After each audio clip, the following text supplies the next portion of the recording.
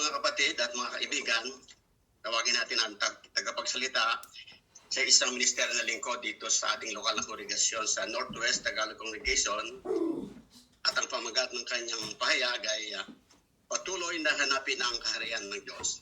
At ngayon tawagin natin ating tagapagsalita si Brother Jason Calvario. Sabihin natin na isang araw ay nilapitan kita at sinabi ko sa iyo na mas malakas ako kaysa sa iyo. Paano mo ngayong mapatutunayan mali ako? Pagkasasabihin mong subukan natin. Kaya pumili tayo ng isang magbigat na bagay at tingnan natin kung sino ang makakabuhat nito. Sa katunayan, madali lang patunayan kung sino ang mas malakas. Pero kumusta naman kung sa halip na sabihin kong mas malakas ako, sinabi ko na mas mahusay na leader ako kaysa sa iyo? Ibang usapan naman yan, di ba? Kaya ang tanging paraan para masagot ang hamon ay palipasin ang sapat na panahon para makita ng iba kung sino talaga sa ating dalawa ang mas mahusay na leader. Ito ang parehong hamon ng Diablo laban sa Diyos na Jehovah. Dahil sa karunungan ng Diyos, alam niya na ang pinakamabuting paraan ay palipasin ang panahon para masagot ang hamon. Ang hamon na binangon ni Satanas, na mas mabuti kung wala ang pamamahala ng Diyos at kaya natin mamahala sa ating sarili gamit ang ating mga iba't ibang gobyerno. Alam ni Jehovah na ang pinakamabuting paraan para masagot ang hamon ay hayaan si Satanas na patunayan ang kanyang sinabi. Kaya pinahintulutan ng Diyos si Satanas na mamahala sa daigdig na ito sa loob ng ilang panahon. Iyan ang dahilan kung bakit nakikita natin ang labis na pagdurusa sa ngayon. Sa bandang huli, malalaman din kung sino ang mas mahusay na leader. Nakikita na natin ngayon kung gaano karaming tao ang hindi kontento sa mga kasalukuyang gobyerno at leader. Ipinakita nila sa pamamagitan ng mga protesta. At kahit ang intensyon nila ay kapayapaan, pwede itong humantong sa karahasan at pagnakawan. Kaya ang mga tao saan man ay gusto ng matuwid na pamamahala, isang gobyerno na talagang makalulutas ang kanilang mga problema. Yamang, ang ating mga problema ay dahil sa walang kakayahan ang tao na mamuno sa kanyang sarili. At dahil din ng impluwensya ni Satanas, ang solusyon ay malinaw na nakahihigit kaysa sa inaalok ng mga tao. Kaya nga, kailangan natin ng kaharian ng Diyos. Ang makalagit na kaharian na ito ay isang tunay na gobyerno. Taglay nito ang karunungan at otoridad para makagawa ng tamang desisyon at matagumpay na pamahalaan. Bueno, paano tayo makikinabang sa kaharian na ito? Ulit, ang tema ng pahayag nito ay patuloy na hanapin ang kaharian ng Diyos. Kaya matutunan natin ang tatlong bagay. Una, kung bakit mahalaga na pahalagahan ang pamamahala ni Jehovah. Ikalawa, kung paano hahanapin ang kaharian. At ikatlo, magsikap upang matamo ang kaharian. Pag-usapan muna natin ang pamamahala ni Jehovah. Tulad ng anumang gobyerno, ang mga leader ay nagpapatupad ng mga batas para sundin ng mga nasasakupan niya. Gaano kalawak ang mga batas ni Jehovah kaysa sa tao? Ang kanyang mga batas ay kumukontrol sa pagkilos ng lahat ng mga langit na bagay. Gayon din ang mga laws of gravity and physics. Ang mga batas na sa ating kapaligiran ay hindi nagbabago. Inaasahan natin na ang araw ay sisikat bawat araw at ang mga susunod na seasons ay tiyak na magaganap ayon sa pagkakasunod-sunod. Isipin na lang kung ang mga seasons ay random. Isang linggo, magkakaroon ka ng 80 degrees and sunny. Pagkatapos, makakaranas ka ng mga blizzard. Mababaliw tayo.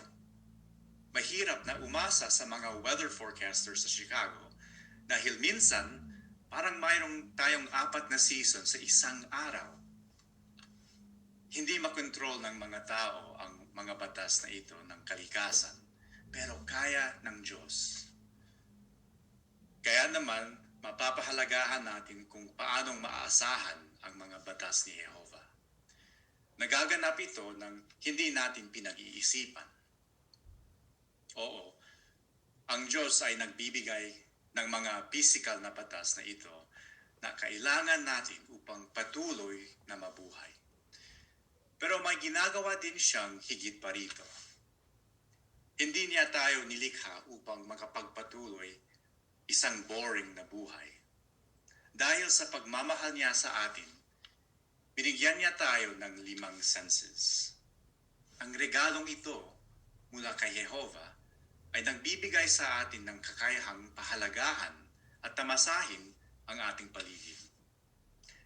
Ang mga tao sa katunayan ay naaawa sa isang tao na nawala ang kanyang paningin, pandinig, panlasa at pangamoy. Dahil hindi nga natatamasa ang bagay na nagdaragdag sa kasiyahan. Kaya bilang ating mailalang, alam niya kung ano ang talagang kailangan natin upang tamasahin ang magandang kalusugan, mahabang buhay at kaligayahan. Ang mga batas ng Diyos para sa atin ay hindi pabigat, kundi para sa ikabubuti natin. Alam ni Jehovah kung ano ang kailangan natin at ibinibigay ang mga ito ng sagana. Kaya sinabi niya sa atin sa Isaiah 48:17, Ako si Jehovah, ang iyong Diyos, ang nagtuturo sa iyo para makinabang ka. Pero para makinabang tayo mula sa kanyang mga turo, dapat personal nating hanapin ang kaharian niya. Ipinapakita ba natin na nais nating manirahan sa ilalim ng gobyerno ng Diyos? Bueno, mayroon tayong isang pinakamahusay na halimbawa. Siya ang personifikasyon ng pagtataguyod ng kaharian ng Diyos sa bawat aspeto ng buhay. Anak ito ni Jehovah, si Jesucristo. Buksan natin ang ating Biblia sa Mateo, Kabanata 5. At babasahin natin ang sermon sa bundok, kung saan hindi lang inilista ni Jesus ang mga alitutunin, mas higit pa riyan ang kanyang mga payo. Hinihimok tayo ni Jesus na linangin ang mga positibong katangian nang sa gayon ay magkakaroon tayo ng mabuting kaugnayan sa iba. 3 bagay ang gusto nating pagtuunan ng pansin. Pagiging palaisip sa espiritual na pangangailangan, pagpapakita ng kahinahunan at pagiging mapagpayapa. Sa Mateo Kabanata 5, inumpisahan ni Jesus ang kanyang mga sinabi sa mga pananalita na naglalarawan ng taong may tunay na kaligayahan. Pag-isuyo, subaybayan ninyo ako dito. Ganito ang mababasa natin sa 3 verse ng Mateo 5. Maligaya ang mga nakauunawa na kailangan nila ang Diyos. O sa footnote, mga palaisip sa espiritual na pangangailangan nila dahil mapapasa kanila ang kaharian ng langit. Ano ang espiritual na pangangailangan? Bueno, upang mabuhay tayo, kailangan nating huminga, uminom at kumain. Pero upang maging masaya, mayroon tayong pangangailangan para sa pag-unawa sa layunin ng buhay. Nais natin malaman ang mga sagot sa mga katanungan katulad na, bakit napakaraming pagdurusa? Ano ang nangyayari sa atin kapag namatay tayo? Kailangan nating malaman ang mga sagot. upang magkaroon ng makabuluhang buhay. At ang Diyos lamang ang mga paglalaan sa pangangailangan na ito. Kaya sinasabi sa atin ni Jesus na kapag palaisip tayo sa ating espiritual na pangangailangan at pinupunan natin ito, magiging masaya tayo. Pero baka maitanong mo, paano ko bibigyan ng higit na pansin sa aking espiritual na pangangailangan? Hindi tayo ipinanganak na may nakadarama ng pangangailangan na ganyan. At kahit nasa umpisa, hindi tayo nasisiyahan sa pagbabasa ng Biblia at personal na pag-aaral.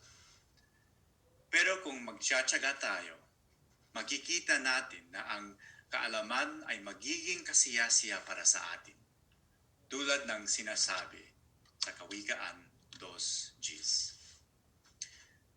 Kaya paano tayo magkakaroon ng gana o appetite para sa espiritual na pagkain? Masasabi ba natin na ang pagbabasa ng Biblia ay acquired taste? Oo. Kaya kung pwede natin sabihin yun, paano tayo magkakaroon ng acquired taste para sa isang bagay? Halimbawa, gusto mong masanay kumain ng maanghang na mga pagkain. Paano mo gagawin yan? Simple ang sagot. Repetition. Gawin mo paulit-ulit. At di magtagal, masasanay ka na sa lasa nito. Sa una, mahirap. Pero kalaunan, nagiging mas madali. Ganyan din sa pagbabasa ng salita ng Diyos. Sa katunayan, tulad ng anumang iba pang healthy habit na gusto mong malinang, makikita mo ang magagandang resulta. Lalo nang makikinabang tayo kung ikakapit natin ang nababasa natin sa Biblia. Habang sinisimulan natin ang pagbabasa ng Biblia, nagkakaroon tayo ng malalim na pag-ibig para kay Jehovah. At ito ay may magandang epekto sa atin. Nakakatulong ito sa ating mga pagpapasya, pananaw sa mga bagay-bagay, at sa pag-asa natin sa hinaharap. Dahil dito, napapakilos tayo mas kumain pa. Siyempre, gusto nating pagbutihin ang ating sarili at makagawa ng pagbabago sa mundong ito. At sa buong bansa, iyan ang sinubukang gawin ng ilan sa pamamagitan ng paninindigan sa kanilang paniniwala at nagproprotesta. Dahil sa racial discrimination, humantong ito sa marahas na kaguluhan at pagnanakaw. Sumisigaw nila, "No justice, no peace." Kaya ang mga tao ay gumagawa ng mga krimen dahil ito ang palagay nila na solusyon sa kawalang katarungan. Imbis na magalit sa mga pang-aapi at kawalang katarungan sa mundo, pansinin kung ano ang sinabi ni Jesus sa Mateo 5:5. Mateo 5:5. Maligaya ang mga mahinahon dahil mamanahin nila ang lupa. Ito ay ating ikalawang punto, ang pagiging mahinahon. Ang kahinahunan ay hindi nangangahulugan ng kahinaan. Ang pagiging mahinahon ay ang panloob na katangian ng isang taong handang na magpasakop sa kalooban at patnubay ng Diyos. Hindi siya nagiging dominante sa iba. Kaya isaalang-alang natin ang tanong ito. Ano ang sinasabi nito tungkol sa aking pag-uugali? Ano ang magiging reaksyon ko kapag ako naakusahan ng hindi tama? Maaaring tama ka at iisipin mo, may karapatan ako idepensa ang aking sarili at magsasalita ako. Sinubukan ni Apostol Pedro na gawin ang bagay na iyan at ipinagtanggol si Jesus sa hardin ng Getsemani. Dinagpas pa nga niya ang tanga ng sundalo. Pero naalala natin ang ginawa ni Jesus. sinaway niya si Pedro at sinabi sa kanya na ang mga nakikipaglaban sa espada ay mamamatay sa pamamagitan ng espada. Street justice yan. Ang tanging tunay na katarungan ay maghintay para sa kaharian ng Diyos na lipulin ang lahat ng kasamaan. Sinasabi sa atin ng awit 37:7, manatiling kang tahimik sa harap ni Jehova at hintayin mo siya ng may pananabik. Huwag kang magalit sa taong nagtatagumpay sa mga pakana niya. Ang paghihintay ay maaring mahirap para sa atin, lalo na kung tayo biktima ng kawalang katarungan o may nakasakit sa atin. Pero alam ni Jehova kung ano ang nararamdaman natin. Naalala ninyo sa simula ng pahayag na ito, inakusahan ni Satanas ang Diyos na hindi siya mahusay sa pamumudot nito. At alam nating walang basehan yan dahil nilikha ng Diyos ang lahat ng bagay. At gayon pa man, sa halip na puksain agad si Satanas para sa kanyang pagre-rebelde, handa si Jehova na maghintay ng 6,000 taon para maipakita ang kanyang totoong ugali. Talagang dakilang pagpapakita ng kahinahunan. Kaya't hindi ba dapat na maging mapaghintay tayo para sa kaharian ni Jehova sa kanyang tagdang panahon? Dumako na tayo sa ikatlo at huling punto, ang pagiging mapagpayapa. Pag-isuy basahin natin ang Mateo 5:9. Mateo 5:9. Maligaya ang mga mapagpayapa dahil tatawagin silang mga anak ng Diyos. At kung titignan natin ang cross-reference ng teksto sa Roma 12:18, sabi doon, kung posible, hanggat nakadepende sa inyo. Kaya hindi sinasabi na maghintay para sa ibang tao na humihingi ng tawad at makipagpayapaan. Sabi sa teksto, nakadepende sa inyo. Ang pagkusa na makipagpayapaan sa iba at makikipag-ayos sa di pagkakasunduan ay ating prioridad. Bakit ba napakahalaga na makipagpayapaan? Dahil hindi lang nasisira natin ang ating relasyon sa ating kaibigan at pamilya, ngunit nasisira din natin ang ating relasyon sa Diyos. Mailalarawan natin ito sa ganitong paraan. Nakaapak ka ng isang bubong at nasugatan mo ang iyong paa. Siguradong ito ay masakit. At mula sa hitsura nito, alam mo na mag-iiwan ito ng isang pangit na peklat. Kaya babaliwalain mo lang ba ang sugat at sasabihing mawawala din ito? Kung gagawin mo yon, malamang na magkaroon ka ng impeksyon. At mas grabe pa, baka maputol ang iyong paa. Kaya syempre, gagamutin mo ang sugat, maglalagay ka ng pamahid, at marahil isang band-aid upang maprotektahan ito para gumaling ang iyong sugat.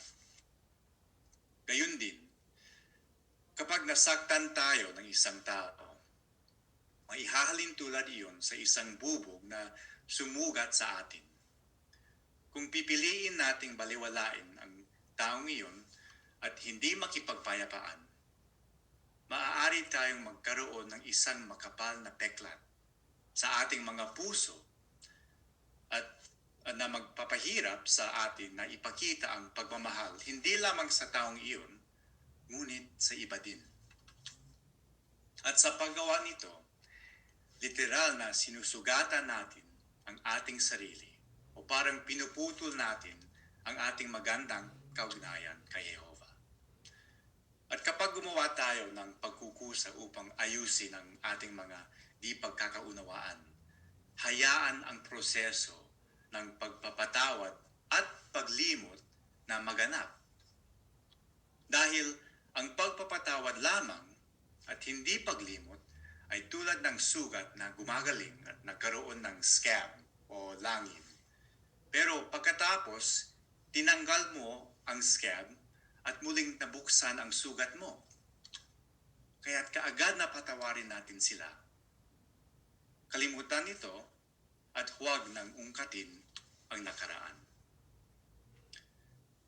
Kaya't nakita natin na ang pagkapit sa tatlong bagay na ito sa ating buhay ay magpapabuti ng ating kaugnayan sa iba at sa ating Ama sa Langit.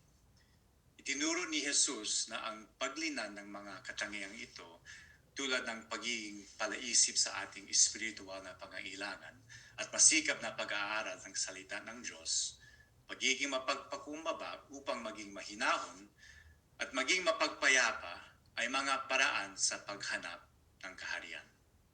Dahil pinapaboran ni Jehovah ang mga nagsusumikap na tularan ang halimbawa ni Jesus. Sila ang mga inanyayahan na makinabang sa hinaharap sa pamahalaan ng Diyos dito sa paraisong lupa. Walang alinlangan na lahat tayo ay gustong makatanggap ng ganyang imbitasyon. At ipinapakita sa atin ni Jesus kung paano natin makukuha ang kaharian. Habang binabasa natin ang Mateo, Kabanata 7, talata 13 at 14, pansinin na mayroong 200 lang na pwede mong pagpilian. Mateo, Kabanata 7, talata 13 at 14. Pumasok kayo sa makipot na pintuang daan, dahil maluwang ang pintuang daan at malapad ang daang papunta sa pagkapuksa, at marami ang pumapasok dito. Pero makipot ang pintuang daan at makitid ang daang papunta sa buhay, at kakaunti ang mga nakakahanap dito. Kaya ano ang dalawang mga daan na maaari nating lakaran? Ang maluwang at malapad pintuang daan o ang isang makipot at makitid na pintuang daan? Ang unang daan na maraming tao ang dumadaan ay nangangahulugan na hindi gumagawa ng mga pagbabago ayon sa pamantayan ng Biblia. At marami ang pumili sa maluwang na daanan na ito na easy living. Pero binabalaan tayo ni Jesus na ang easy living na ito ay humantong sa pagkapuksa. Pero paano ang isa pang daan? Bueno, sinasabi na ito ay makipot at makitid na pintuang daan at kakaunti ang mga nakakahanap dito. Ang mga pumiling dumaan sa road less traveled ay minsan kailangan itong magtitiis sa pag-uusig. Katulad ng kasabihang, no pain, no gain, bilang mga Kristiyano, sinusunod natin ang halimbawa ni Jesus. At kinailangan niyang pagtiisan ang labis na pasakit sa pahirapang tulos upang makuha ang kaharian. Kaya sa katulad na paraan, kung gusto nating makuha ang kaharian ng Diyos, makakaranas din tayo ng mga pagsubok. Oo, dadaan din tayo sa sandaling discomfort. Pero sa huli, ang gantimpala ay kamangha-mangha. Ito ay tulad ng paghihintay sa isang pila ng maraming oras sa ilalim ng mainit na araw upang makapasok sa isang amusement park. Masikip, pinagpapawisan ka at hindi komportable. Pero matyaga ka pa ring maghintay para makapasok sa amusement park na Magic Kingdom. Kaya, hindi ba't mas ganun sana tayo kahanda na magsakripisyo upang makapasok sa Kingdom of God? Kasama sa paglalakbay sa daan na masikip ay ang pagsali sa isang gawaing itinuro ni Jesus sa kanyang mga alagad. Ang gawaing pangangaral ng mabuting balita ng kaharian sa iba. Oo, madaling sabihin na mahal ko ang Diyos. Ngunit marami ang hindi sumusunod sa kanyang utos na mangaral. Sa kabilang banda naman, si Jesus, he didn't just talk the talk, but he could also walk the walk. Ibig sabihin na sinuporta niya ang gobyerno ni Jehovah sa pamamagitan ng pangangaral sa bahay-bahay. Mayroon din tayong pribilehyo na sundin ang mga yapak ni Jesus at sabihin sa iba ang tungkol sa napakagandang kinabukasan sa hinaharap. Sa ngayon, kapag nanonood tayo ng balita, naririnig natin ang tungkol sa drama mula sa darating na presidential election. Puro negatibong mga balita. Hindi talaga natin alam kung ano ang totoo at kung ano ang fake news. Pero guni-gunihin na lang ang araw na kung saan ang makikita nating headline ng balita ay tungkol sa isang bagong gobyerno na pinamumunuan ng bagong mamahala. Basahin natin ang awit 145:13. Awit 145:13. At isip-isipin kung gaano magiging kaiba ang mundo na ito. Awit 145:13. Ang ganito ang sabi. Ang paghahari mo ay walang hanggan, at ang pamumuno mo ay magpapatuloy sa lahat ng henerasyon. At punta tayo sa verse 16 ng awit 145. Verse 16. Ito ang pangakong ibinibigay ng pinuno na ito sa lahat ng mga bansa. Verse 16. Minubuksan mo ang iyong kamay at ibinibigay ang inaasam ng bawat bagay na may buhay.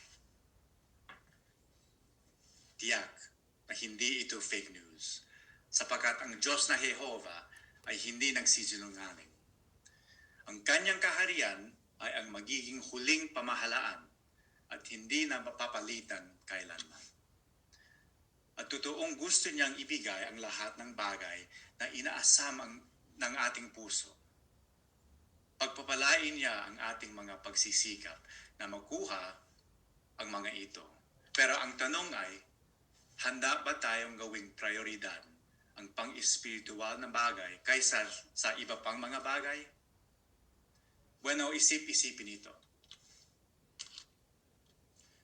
Kung hihinto ka sa paghinga, mamamatay ka sa loob ng ilang minuto. Kung titigil ka sa pag-inom ng tubig, mamamatay ka sa loob ng ilang araw. Kung hindi ka kakain, mamamatay ka sa loob ng ilang linggo. Pero kung titigil ka sa pagpakain sa mga espiritual na paglalaan ni Jehovah, kapag namatay ka, patay ka magpakailanman. Ang Diyos na Jehovah lamang ang maaaring magbigay sa atin ng buhay na walang hanggan sa pamamagitan ng kanyang kaharian. Kaya dapat natin sundin ang mga salita ni Jesus sa Mateo 6:33 na sinasabi, patuloy ninyong unahin ang kaharian at ang katuwiran niya at ibibigay niya sa inyo ang lahat ng ito. Kaya magtiwala kay Jehovah na tutulungan ka niya sa iyong mga pagsisikap na gumawa ng mga pagbabago. Sa pamamagitan ng regular na pagkain sa salita ng Diyos, makakatulong ito sa paghubog ng iyong puso sa mga Christ-like na katangian, katulad ng kapayapaan at kahinahunan. Dahil dito, mauudyukan kang mangaral sa iba upang maranasan din nila ang parehong tunay na kagalakan na nagmumula sa paglilingkod sa isang mapagmahal na Diyos. Kaya maniwala kayo, sa malapit na hinaharap, hindi natin maiisip, ay sayang, na-miss out ako sa mga career advancements. O sana nakabakasyon ako sa halip na lumabas sa ministeryo. Hindi. Kapag nandun tayo sa bagong mundo, sa ilalim ng isang perpektong gobyerno na may kasamang sariwang pagkain at masasayang tao saan man, masasabi mo, that gate leading to life wasn't so cramped after all.